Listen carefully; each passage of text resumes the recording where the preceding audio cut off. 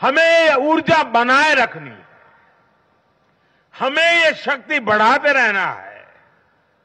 हमें 140 करोड़ भारतीयों के विश्वास को जगाए रखना है।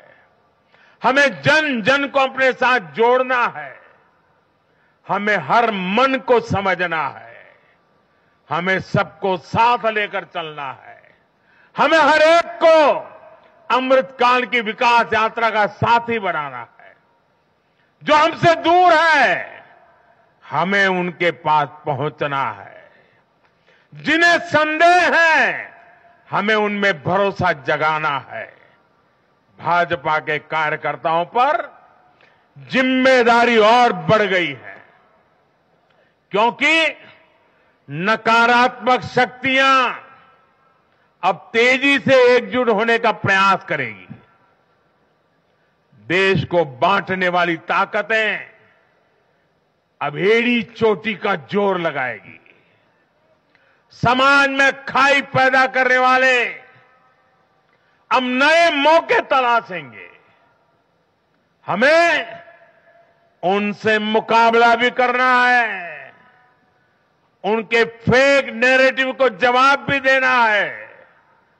लेकिन उससे बढ़कर हमें जनता के यकीन को बनाए रखना है। साथियों, उत्साह और उमंग के इस वातावरण के बीच मेरी आदत छूटती नहीं है, तो मैं फिर से वो तो करता ही रहता हूं कि मैं मूलतः संगठन से निकला हूं तो स्वभाव मेरा जाता नहीं। मैं आज पूरा दिन टीवी पे क्या चल रहा था ज्यादा समय नहीं दे पाया, देख नहीं पाया, क्योंकि मैं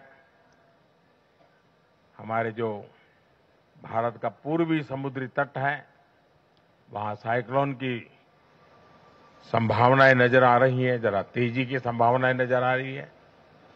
और इसलिए विजय के महोत्सव में भी मैं तो यही कार्यकर्ताओं से कहूंगा, हमें साइक्लोन मिचोंग से भी सतर्क रहना है। बंगाल की खाड़ी से सटे तटीय इलाकों में इसका प्रभाव पड़ सकता है। केंद्र सरकार लगातार इस पर राज्य सरकारों से संपर्क में है, उनकी हर संभव मदद भी कर रही है।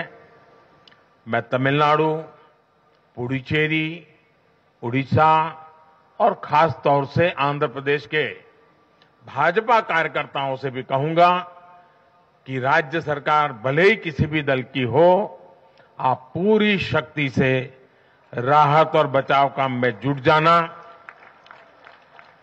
प्रशासन को पूरा साथ देना,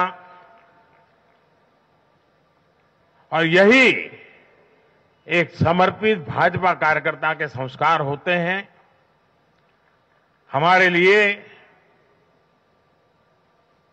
दल से बड़ा देश है। हमारे दिल से भी बड़ा हमारा देशवासी है। साथियों, सबके प्रयास से ही हमने अपने संकल्पों की सिद्धि कर सकते हैं। मुझे देश की अमृत पीढ़ी पर भरोसा है। हमारा लक्ष्य एक है, साधना एक है, सपना एक है। भारत विकसित होकर रहेगा। इसी विश्वास के साथ मैं फिर एक बार सभी मतदाताओं का अभिनंदन करता हूं। जो भी विजयी हुए हैं उनको शुभकामनाएं देता हूं, और हम सब मिलकर के देश के सामान्य मानवीय की आशा अपेक्षाओं को पूरा कर पाएं। मैं आप सब कार्यकर्ताओं को आपके माध्यम से मैदान में जो लोग मेहनत कर रहे थे, उन सबको हृदय से बहुत बहुत बधाई देता हूं। मेरे साथ बोलिए, भारत माता की, भारत माता की, भारत माता की। बहुत बहुत धन्यवाद। तो प्रधानमंत्री नरेंद्र मोदी को आपने सुना, और इस चीज को ध्यान से समझिए कि प्रधानमंत्री ने अपने संबोधन की शुरुआत दक्षिण को धन्यवाद से दी है। एक तरफ कांग्रेस पार्टी है जो उत्तर दक्षिण का बंटवारा करने की कोशिश कर रही है। एक नेता है ट्वीट किया, हालांकि बाद में डिलीट करना पड़ा, लेकिन कुछ और नेता भी साउथ लिखकर एक तरीके का मैसेज देने की कोशिश कर रहे हैं। और दूसरी तस्वीर प्रधानमंत्री नरेंद्र मोदी की, जिन्होंने अपने संबोधन की शुरुआत भारत माता की जय साथ में इन शब्दों का इस्तेमाल किया कि आवाज तेलंगाना तक पहुंचनी चाहिए। उत्तर विजय और तेलंगाना में हार के बाद भी प्रधानमंत्री का संबोधन, जिसमें उन्होंने कहा कि आवाज भारत माता की जय तेलंगाना तक पहुंचनी चाहिए, और दूसरी तरफ वो पार्टी जो तेलंगाना में जीत और उत्तर में हार के बाद उत्तर दक्षिण करके बंटवारा काट कर चलने की कोशिश कर रही है। लेकिन एक और गारंटी आज आ गई है भाई, रात के 8 बज रहे हैं, बड़ी खबर है, एक और गारंटी आज आ गई है, और वो गारंटी है हैट्रिक की गारंटी 2024 में। प्रधानमंत्री नरेंद्र मोदी की एक और गारंटी आ चुकी है, वो है हैट्रिक की गारंटी। रात के 8 बज रहे हैं और इस वक्त मेरे साथ केंद्रीय मंत्री स्मृति ईरानी